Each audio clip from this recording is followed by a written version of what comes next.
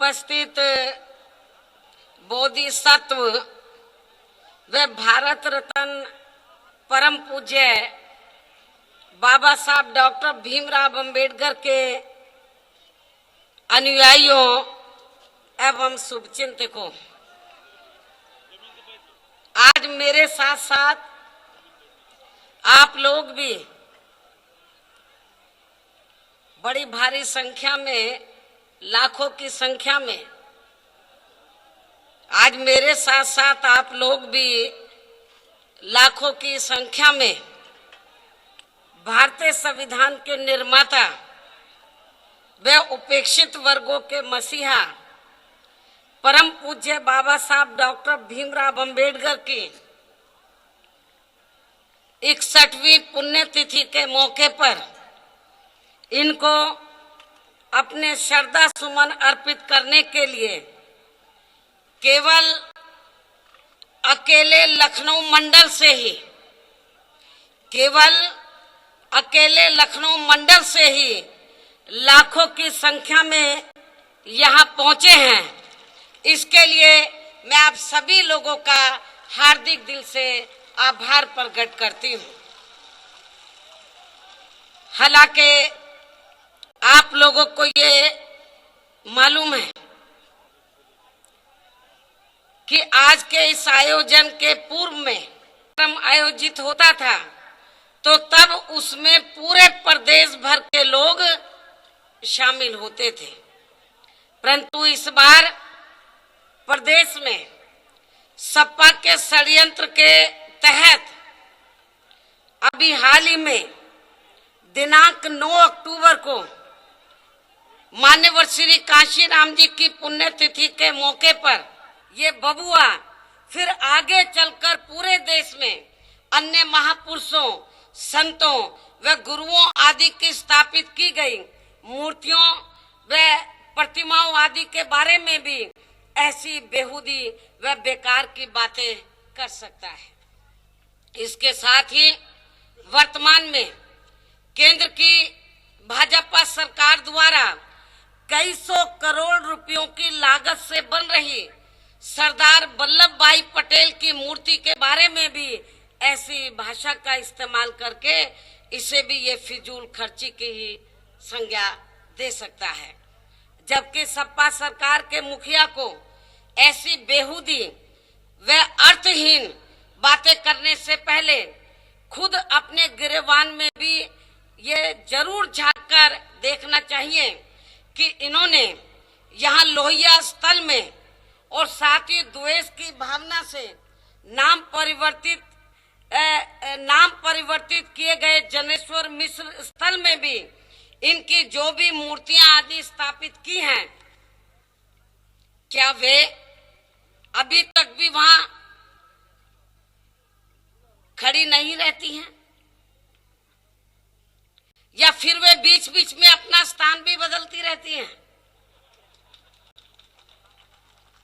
ये मैं सपा सरकार के मुखिया से पूछना चाहती हूँ।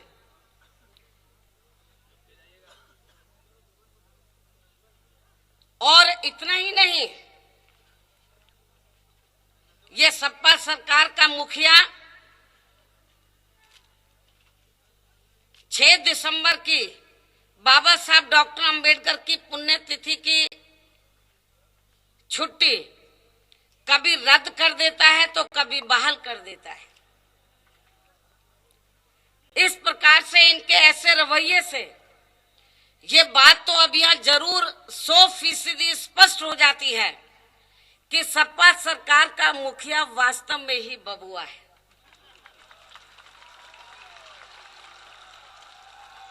इसके साथ ही सपा सरकार का मुखिया अब अपने हर छोटे से छोटे कार्यक्रम में भी, खासकर स्मारकों व पार्कों आदि में स्वागत मुद्रा में लगे हाथियों का गुणगान आदि करना कदापि नहीं भूलता है। और हो सकता है कि अब ये हाथी इनको सपने में भी जरूर परेशान करते होंगे, लेकिन अच्छी बात यह है, आप नारे मत लगाओ, ध्यान से सुनो। लेकिन अच्छी बात यह है कि अब इससे रोजाना हमारी पार्टी के चुनाव चिन्ह हाथी का फ्री में खूब प्रचार हो रहा है। और अब वैसे भी उत्तर प्रदेश में विधानसभा के आम चुनाव नजदीक आने की वजह से पार्टी के चुनाव चिन्ह हाथी के प्रचार करने की इस समय हमें काफी ज्यादा जरूरत भी थी, जो अब फ्री में ही ये पूरी भी हो रही है। और इस मामले में खासकर सपा सरकार के मुखिया द्वारा बार बार ये कहना कि हाथी जहां बैठा व खड़ा है वहां अभी भी उसी स्थिति में है, ये कोई नई व खास बात नहीं है। लेकिन ऐसी बचकानी बात एक परिपक्व व्यक्ति नहीं बल्कि एक बबुआ ही कर सकता है। किंतु इससे भी हमारी पार्टी के चुनाव चिन्ह हाथी का ही बिना पैसे के ही फ्री में काफी ज्यादा प्रचार हो रहा है। और इस समय नोटबंदी की वजह से इसका हमारी पार्टी को काफी ज्यादा लाभ भी मिल रहा है। लेकिन इसके साथ साथ यहां मैं ये भी बताना चाहती हूं कि हमारी सरकार ने खासकर बाबा साहब डॉक्टर भीमराव अंबेडकर एवं मान्यवर श्री कांशीराम जी के आदर सम्मान में जो भी स्मारक, संग्रहालय व पार्क आदि बनाए हैं, जिनको सपा सरकार अधिकांश फिजूल खर्ची ही बताती रहती है, जबकि वास्तव में इन स्थलों को देखने के लिए पूरे देश भर से आए दिन जो यहाँ असंख्य लोग आते हैं, तो वे इन पर लगाए गए टिकटों को खरीद कर ही जब इनको देखते हैं। आप लोगों को ये मालूम है कि जब मेरी सरकार थी और मेरी सरकार में ये स्थल बनकर पूरे हो गए थे, तो हमारी सरकार ने ये महसूस किया कि इन स्थलों पर सरकार का जो भी खर्चा आया है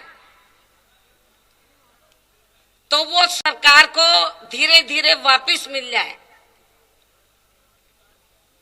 तो इसको ध्यान में रखकर हमारी पार्टी की सरकार ने इन सभी स्थलों पर तो देखने वालों के लिए या पूरे देश भर से जो पर्यटक इधर आएंगे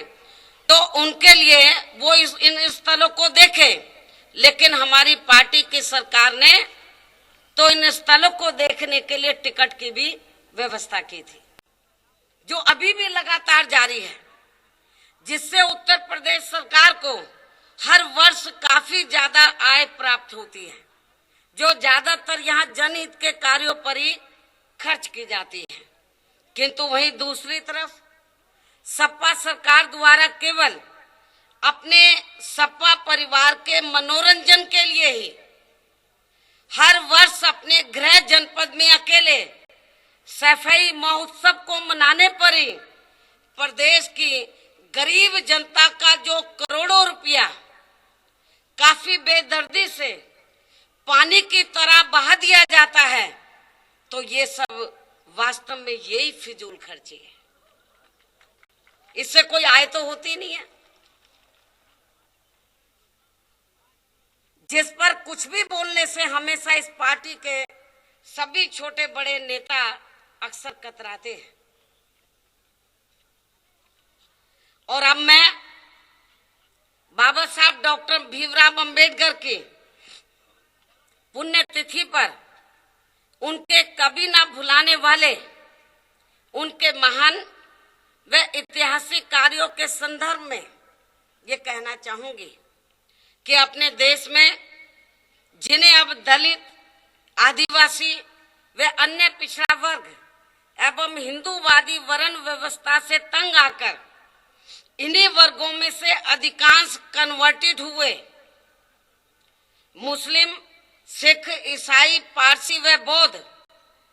आदि इन नामों से ही जाना जाता है। इन्हें पहले काफी वर्षों तक, सदियों तक यहाँ वोट देने व कोई भी चुनाव आदि लड़ने के अधिकार के साथ साथ अन्य सभी जरूरी अधिकारों से वंचित रखा गया था। ऐसी गैर बराबरी वाली सामाजिक व जातिवादी व्यवस्था से संघर्ष करके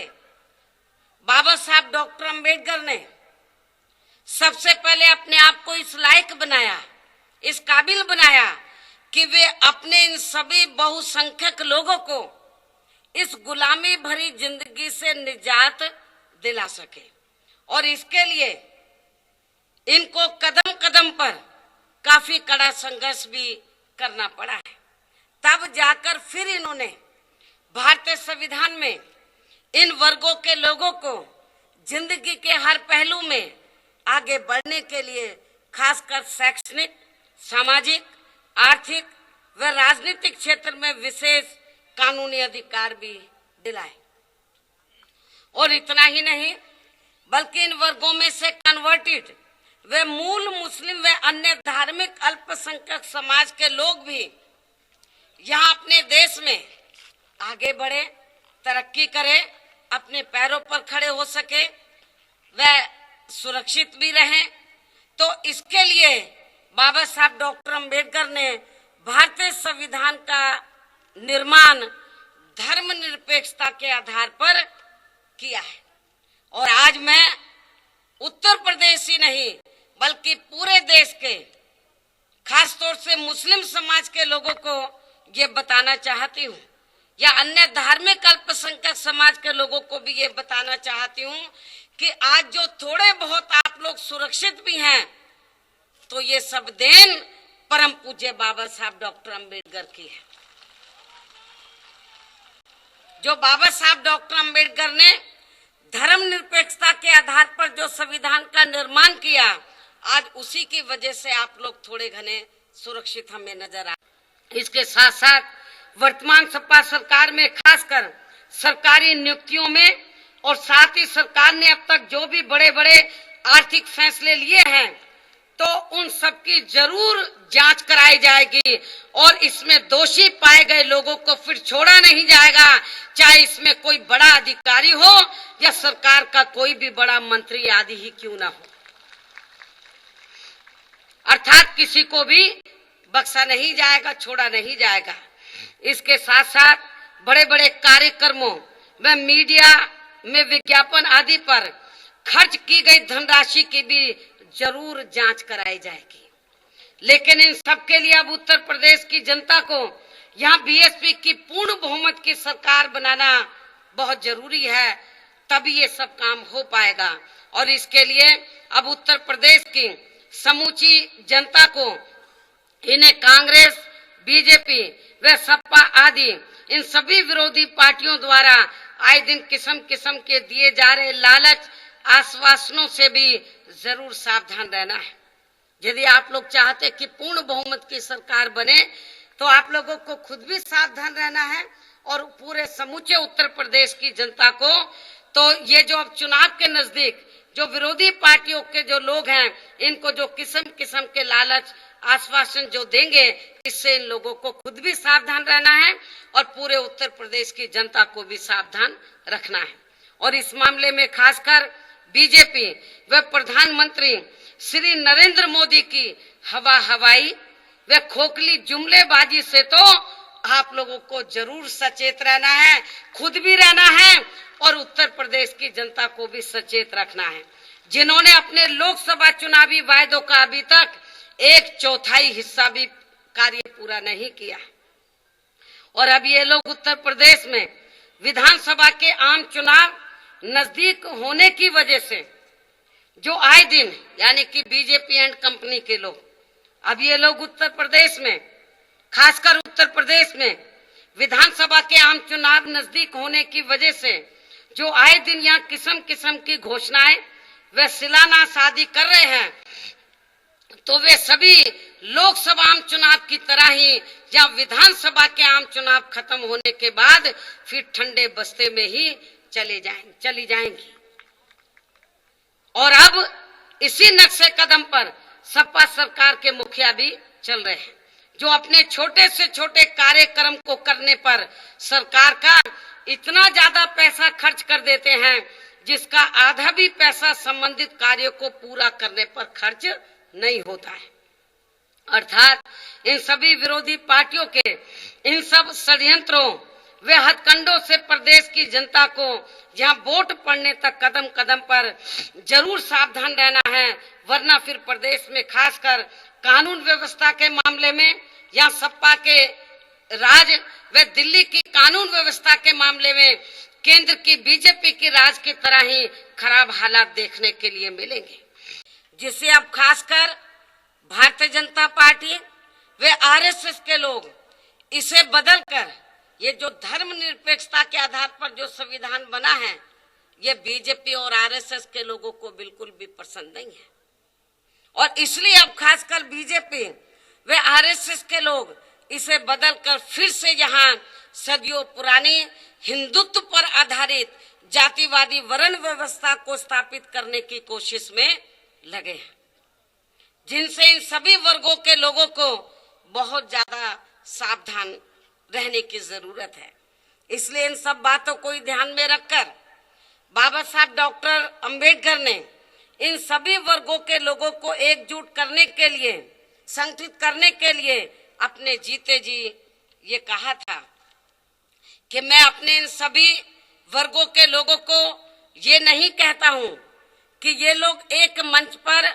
संगठित होने के लिए आपस में अपनी रोटी बेटी के भी संबंध रखें। अर्थात बाबा साहब डॉक्टर अंबेडकर ने ये कहा था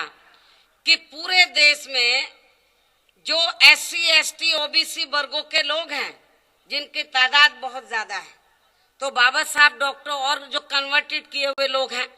धार्मिक अल्पसंख्यक समाज के लोग, तो बाबा साहब डॉक्टर अंबेडकर ने अपने जीते जी ये कहा था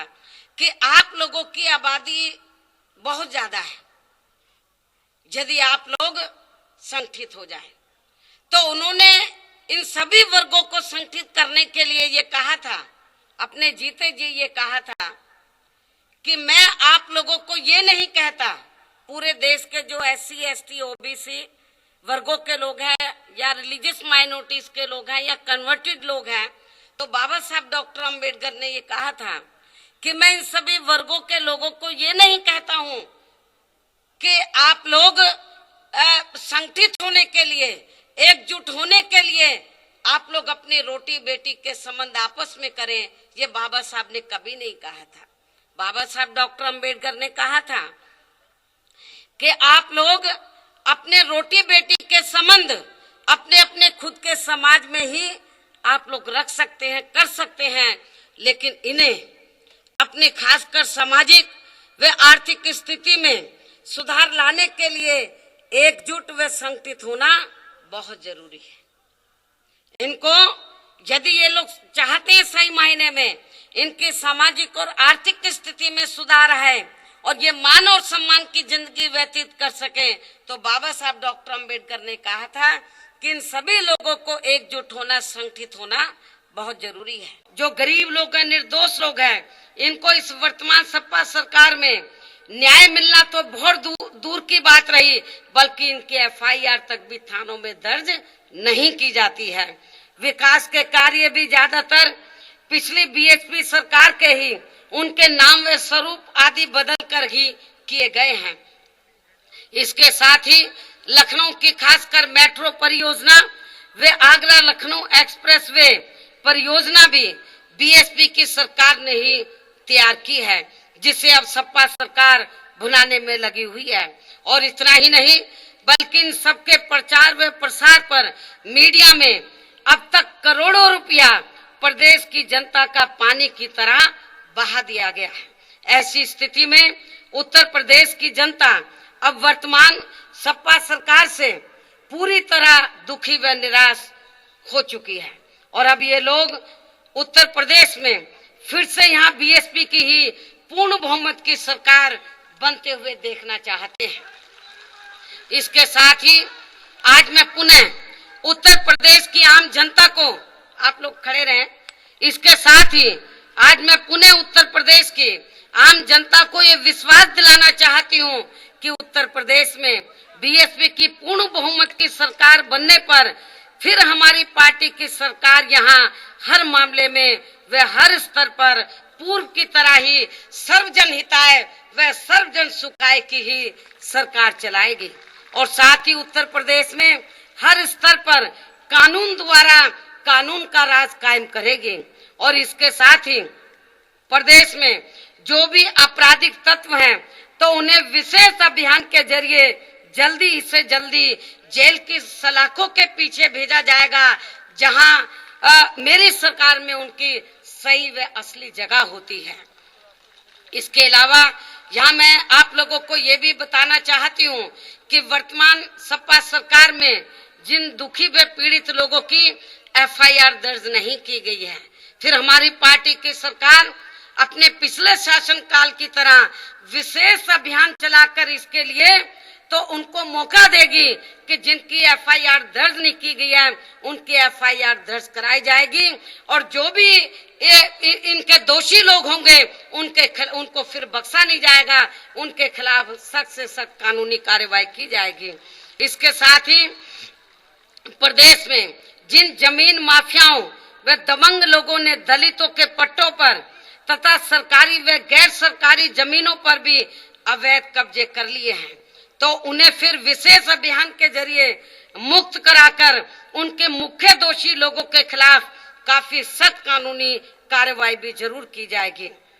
और अब मैं अंत में अपनी व इनके सभी अनुयायियों की तरफ से बाबा साहब डॉक्टर भीमराव अंबेडकर को आज इनकी पुण्यतिथि पर पुण्य श्रद्धा सुमन अर्पित करते हुए अब मैं अपनी बात समाप्त करूं। लेकिन इससे पहले मैं आप लोगों को फिर ये बता देना चाहती हूँ ये बता देना चाहती हूँ खास तौर से मीडिया बंधुओं को कि आप लोगों को मालूम है कि बीजेपी के जो राष्ट्रीय नेता है, खास तौर से प्रधानमंत्री श्री नरेंद्र मोदी, जब इन्होंने नोटबंदी का फैसला लिया और उसके बाद जब उनका प्रोग्राम गाजीपुर और आगरे में हुआ तो वो बहुत ही हथेली पीट के और ऐसे कर करके और अंगूठा भी दिखाकर विरोधी पार्टियों को क्या कह रहे थे कि इस नोटबंदी के फैसले से अब विरोधी पार्टियों को मालूम पड़ जाएगा कि वो अब कैसे अपनी रैली करते हैं या कैसे चुनाव लड़ते हैं। आज मैं श्री नरेंद्र मोदी को ये बताना चाहती हूँ कि आज जो डॉक्टर अंबेडकर स्थल पर ये जो प्रोग्राम आज हो रहा है इसमें पूरे उत्तर प्रदेश के लोग नहीं हैं। आपने नोटबंदी का फैसला लिया, ये पूरे उत्तर प्रदेश के लोग नहीं हैं, ये अकेले लखनऊ मंडल के लोग हैं और ये अपने खून पसीने की कमाई के पैसे से ये लोग छोटे छोटे साधनों से चलकर यहाँ पर पहुंचे हैं। तो इसलिए इनकी नोटबंदी का जो प्रभाव है, बुरा प्रभाव है, वो बीएसपी के लोगों के ऊपर बिल्कुल नहीं पड़ेगा, दूसरी पार्टियों पे पड़ सकता है, कांग्रेस सपा अन्य पार्टियों पे पड़ सकता है, विरोधी पार्टियों पर, बीएसपी पर नहीं पड़ेगा। और बीएसपी पर इसलिए नहीं पड़ेगा क्योंकि बहुजन समाज पार्टी के बारे में आप लोगों को मालूम है कि हमारी पार्टी पॉलिटिकल बाद में है, पहले मूवमेंट है। हमारी पार्टी जो इस मूवमेंट को आगे बढ़ा रही है तो वो अपनी ही पार्टी के छोटे बड़े कार्यकर्ताओं से, अपनी पार्टी के एमपी से, विधायकों से तो थोड़ा थोड़ा धन इकट्ठा करके अपनी पार्टी के संगठन को चलाती है। और जब भी कोई चुनाव होता है तो उसी से चुनाव लड़ती है, इसलिए हमारे ऊपर कोई असर पड़ने वाला नहीं है। और इस बात का जीता जागता उदाहरण तो आज तो डॉक्टर अंबेडकर स्थल पर तो केवल लखनऊ मंडल की इकट्ठा हुई ये लाखों की भीड़ है जो अपने छोटे मोटे साधनों से चलकर इधर पहुंचे हैं। तो इसलिए मैं ये बताना चाहती हूँ कि प्रधानमंत्री श्री नरेंद्र मोदी ने, भारतीय जनता पार्टी ने ये सोचा था कि 2.5 वर्षों के अंदर जो इन्होंने अपने लोकसभा चुनावी वायदों को पूरा नहीं किया, और सबसे बड़ा वायदा तो इनका ये था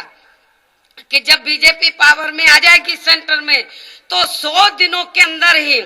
तो विदेशों में जो काला धन है उसको वापस लाकर देश के हर गरीब परिवार में जितने भी लोग हैं उनको 15 से 20 लाख रुपए के हिसाब से दिया जाएगा। वो कोई श्री नरेंद्र मोदी से पैसा नहीं मांग रहे हैं, उनका खुद का पैसा जो बैंकों में जमा है अपने खुद के पैसे को ही लेने के लिए वो मारे मारे घूम रहे हैं, कंगाल बने हुए हैं, फकीर बने हुए हैं। नरेंद्र मोदी कहते हैं कि मैं फकीर, अरे भाई क्या फकीर बनोगे, फकीर तो आपने इनको बना ही दिया है। और इसकी सजा तो श्री नरेंद्र मोदी को, भारतीय जनता पार्टी को जरूर मिलेगी। और आपकी तालियों की जो गड़गड़ाहट है उसने साबित कर दिया है कि आप लोग जो उत्तर प्रदेश में विधानसभा के आम चुनाव होंगे इस बार आप इनको सबसे आखिरी लाइन में लाकर खड़ा करेंगे। जब रिजल्ट आएगा चौथे नंबर पर लाकर खड़ा करेंगे और इनको बताएंगे कि गरीब लोगों के साथ और मेहनत कश लोगों के साथ, मध्यम वर्गीय लोगों के साथ जो धोखा किया है, जो तुमने इनको जुल्म जाति का शिकार बनाया है, इनको कंगाल बनाया है, इनको फकीर बनाया है, अपने लोकसभा चुनावी वायदों को पूरा नहीं किया है, इसकी सजा इनको जो आप ब्याज सहित देंगे, मेरे ख्याल इससे फिर दूसरी पार्टियों को भी ये सबक सीखने के लिए मौका मिलेगा कि देश की आम जनता के साथ खिलवाड़ करना, मैं समझती हूँ ये उनको जब बीजेपी को महंगा पड़ेगा तो इससे फिर बाकी पार्टी के लोग भी जरूर सबक सीखेंगे। इन्हीं लफ्जों के साथ हमें आप लोगों का और ज्यादा समय न लेते हुए मैं पुनः अपनी ओर से आप लोगों की तरफ से पूरे देश में जो उनके अनुयायी हैं बाबा साहब डॉक्टर अंबेडकर के, उनके पुण्यतिथि के मौके पर इनको मैं श्रद्धा सुमन अर्पित करती हूं। आप लोग बड़ी तादाद में ठंड में इधर आए हैं। मैं चाह रही थी कि सबसे पहले मैं अंदर जाऊं परिसर में